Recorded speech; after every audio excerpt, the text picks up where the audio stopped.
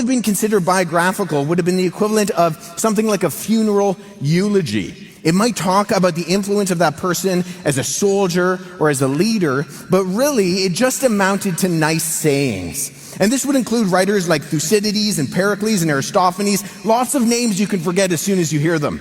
But a few hundred years after the first century, we find what we call hagiography. And these are stories that tended to include a great deal of accepted embellishment.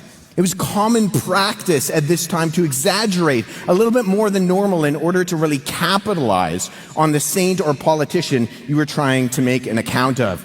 However, between these 2 points, between proto-biographical material and hagiographical material, we find the written classical world of what we refer to as the crown of ancient biographical sources.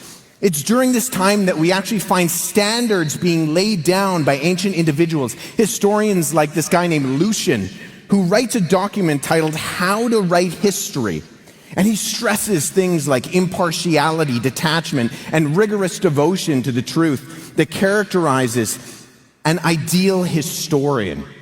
And Luke, in his gospel account of Jesus Christ, in the preface, exemplifies what things and standards like Lucian are talking about when we see him saying that he's undertaking the task of writing an account. And to do so, he's interviewing eyewitnesses, and he's carefully investigating everything from the beginning. And these are the words of people, while they might not have had firsthand knowledge of, say, the rigorous standards that individuals like Lucian were laying down, they're certainly aware that what you say requires a level of authenticity and truthfulness to it that can be measured and held in terms of historical quality.